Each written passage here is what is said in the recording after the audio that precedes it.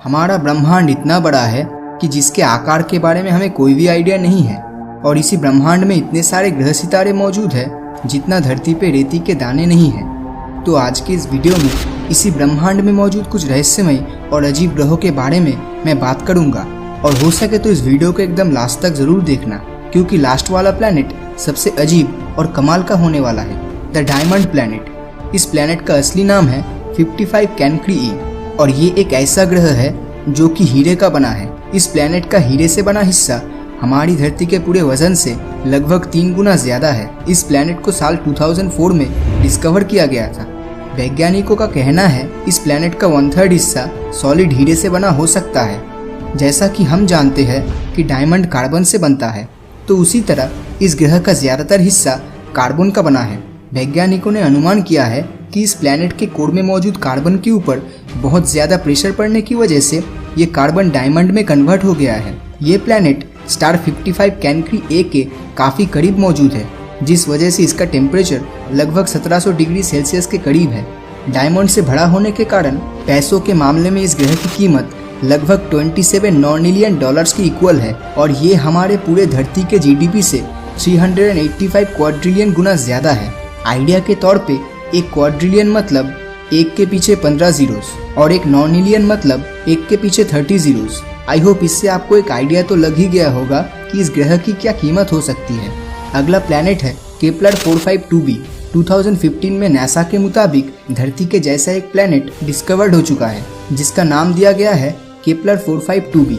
जैसे हमारी धरती का अपना खुद का सूरज है, उसी तरह केपलर 452b का भी अपना सूरज है, जिसका नाम है G2। हैरान कर देने वाली बात यह है कि धरती से सूरज की दूरी जितनी है, केपलर 452b के साथ उसके सूरज की दूरी भी लगभग उतनी ही है और यहाँ का एटमॉस्फेरिक कंडीशन भी लगभग हमारी धरती के जैसा ही है।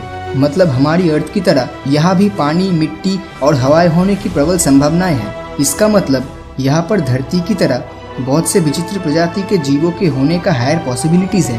पृथ्वी के साथ इतनी सिमिलरिटीज होने के कारण इसे अर्थ 2.0 भी कहा जाता है। सूरज का एक चक्कर लगाने में धरती को 365 डेज लगता है और वही दूसरी तरफ केपलर 452b को अपने सूरज G2 का एक चक्कर लगाने में 385 डेज जितना समय ले लेता है। मतलब दोनों के रिवोल्यूशन टाइम में सिर्फ 20 दिन का डिफरेंस है। हमारा सूरज 4.6 बिलियन साल पुराना है और वही दूसरी तरफ G2 6 बिलियन साल पुराना है। केपलर 452b हमारी धरती से 2 गुना बड़ा है, लेकिन अगर यहाँ पर एलियन लाइफ होने का चांसेस इतना ज्यादा है, फिर अभी तक हमें इस ग्रह में एलियन लाइफ के बारे में कोई इन्फॉर्मेशन क्यों नहीं मिल पाया है। दरअसल धरती से इस प्लैनेट की दूरी लगभग 1400 लाइट ईयर जितनी है। अब आप समझ ही चुके होंगे कि यहाँ तक पहुँचने में आज के टेक्नोलॉजी से बनी स्पेसशिप को कितना ज्यादा समय लग जाएगा। लेकिन अगर फ्यूचर में नासा, स्पेसएक्स और इसरो जैसी स्पेस एजेंसी अगर स्पेस ट्रैवल टेक्नोलॉजी को फ्यूचर में इम्प्रूव कर पाए, तो हो सकता है भविष्य में हम इस ग्रह पे कभी ना कभी जरूर पहुँच पाएंगे।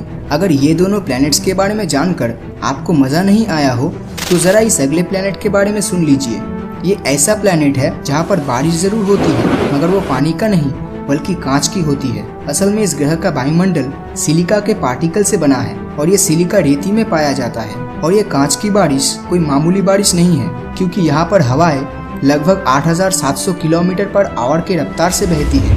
आइडिया के लिए बताना चाहूँगा, ये स्पीड साउंड के स्पीड से लगभग 7 गुना ज्यादा है। सुनकर यकीन नहीं होता है ना, लेकिन सच्चाई यही है। एक सेकंड के लिए इमेजिन कीजिए आप एक ऐसे प्लैनेट पे हो जहाँ पर ये सिलिका पार्टिकल कांच के रूप में आसमान से गिर रही है, और वो भी साउंड के स्पीड से 7 गुना ज्यादा तेजी से।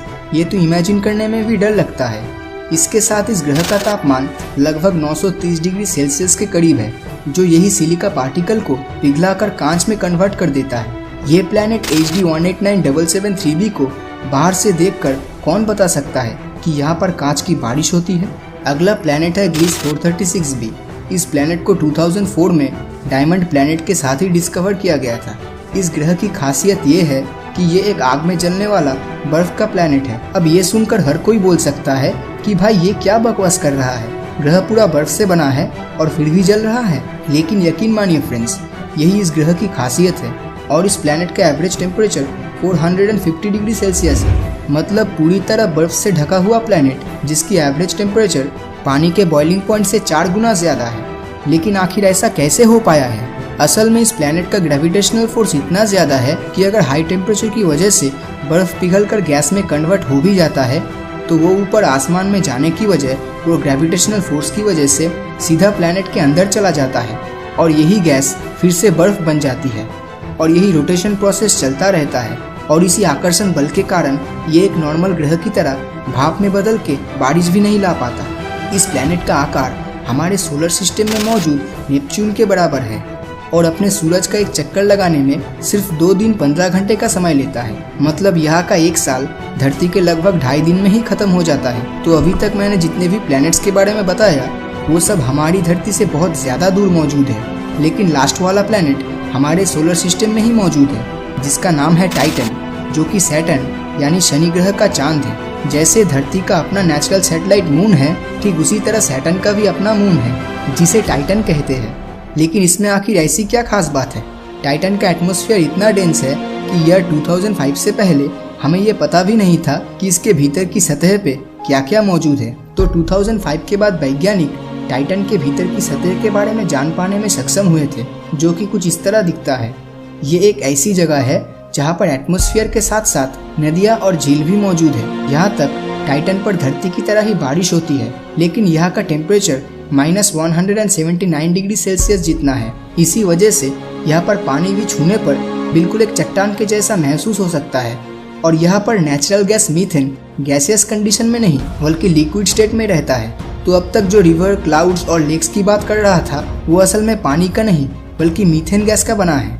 अब तक टाइटन ग्रह के सिर्फ 20% रीजन के बारे में ही साइंटिस्ट जान पाए हैं, लेकिन सिर्फ उसी 20% रीजन में इतना ज़्यादा नेचुरल गैस मौजूद है जो हमारी पूरी धरती में मौजूद नेचुरल गैस और तेल से 100 गुना ज़्यादा है। जिस तरह हमारी धरती पर नेचुरल रिसोर्सेज की कमी दिखाई दे रही है, उस हिसाब से भविष्य में टाइटन ग्रह पर स्पेस मिशन करना इंसानी सभ्यता के लिए बहुत ही फायदेमंद हो सकता है। और टाइटन के बारे में सबसे अजीब बात यह है कि आप चाहे तो टाइटन पर उड़ भी सकते हैं। असल में टाइटन का एटमॉस्फेयर इतना ज़्यादा डेंस है और दूसरी तरफ यहाँ का ग्रेविटी उतना ही कम है। तो इसी वजह से अगर आप अपने दोनों हाथ और पैरों में पंख लगाकर उड़ने की कोशिश करते हो तो आप आसानी से टाइटन के एटमॉस्फेयर में उड़ पाएंगे किसी पंछी की तरह, जो हमारी धरती पे कर पाना लगभग नामुमकिन है। तो इन सारे प्लैनेट्स में से आपको कौन सा सबसे अच्छा लगा नीचे कमेंट करके ज़रूर बताएं। और अगर ये वीडियो आपको अच्छा लगा हो तो इस वीडियो को लाइक और अपने दोस्तों के साथ शेयर करना मत भूलना।